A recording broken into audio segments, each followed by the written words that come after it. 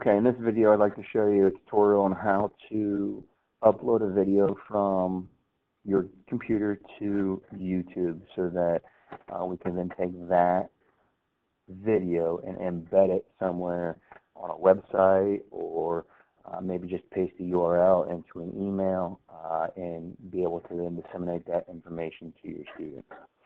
So the first thing you have to do, I've already done this, but you go to YouTube and you're going to create a YouTube user ID so that you can create a channel.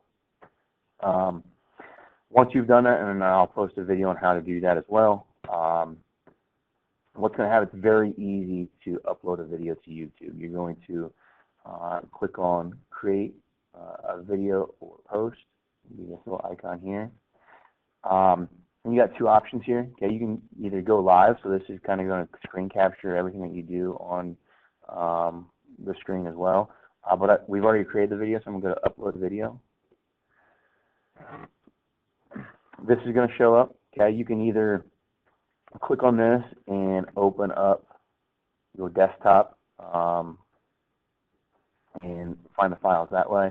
What I found is that if I minimize this and just go to my desktop, click and hold my left key or left mouse button, and then just drag it in here, it's going to start to transfer that video over.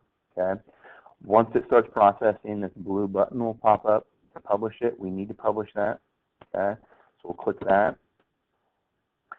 And once it's, obviously this video was like 1 second long, so it took a very short amount of time to do it. A 40-minute class, that might take, depending on the format of your file, some of the recordings that I do with a smart notebook, that usually takes maybe 2 minutes at the most. I use another recorder sometimes, and it might take upwards of 5 or 6 minutes. But once it's here, okay, you've got a couple options.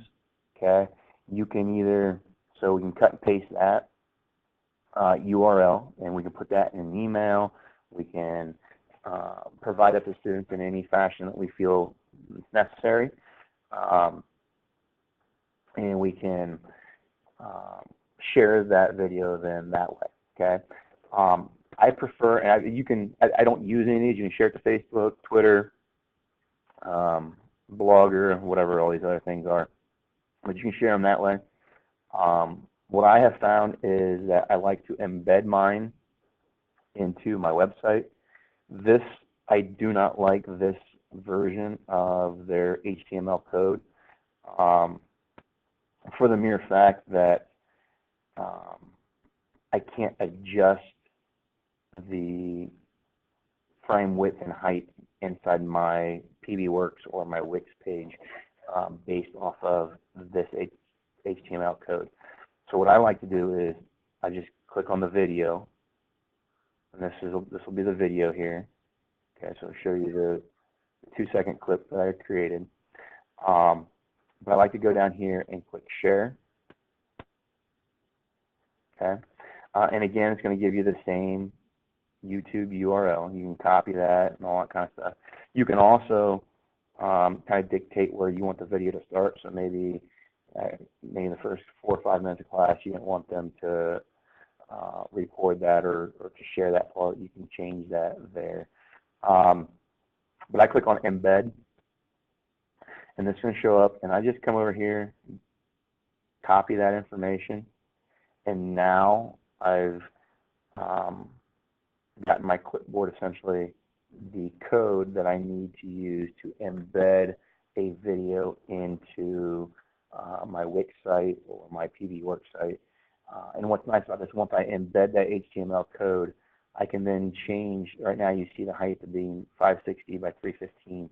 I can change those so that it reduces the size of the thumbnail print of the image that the students see on your website. It makes things look a little bit cleaner if you can make this video, the initial picture smaller. Okay? It doesn't mean that when they play it, it's going to be any smaller. It'll still be full screen when they play it. I'll kind of show you what I mean by this. So I'll open my PBWorks page here.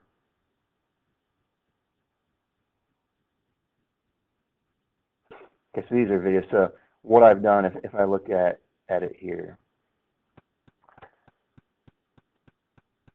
when I embed this information, I change all mine to 200 by 200 so that when the student sees on the website, I like to give them this view so that they can look at it and say, okay, I don't need that because it doesn't look like what I'm dealing with in class. It doesn't look like what I'm dealing in class. This looks like what we did, so maybe I click on that one.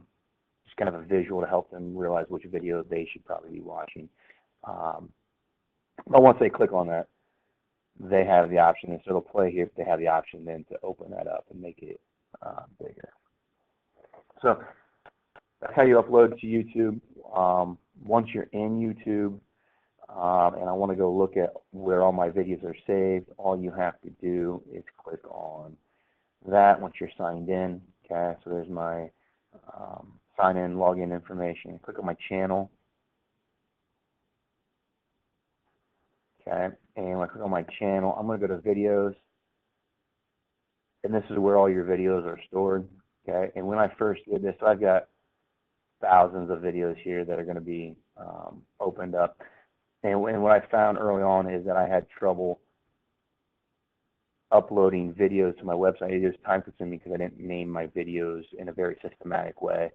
The more systematic you can be with it, the more organized this is going to be for you.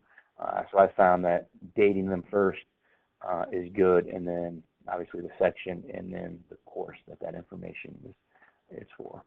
But then all those videos are there, and then you can link your website to these videos in the fashion that you seem acceptable.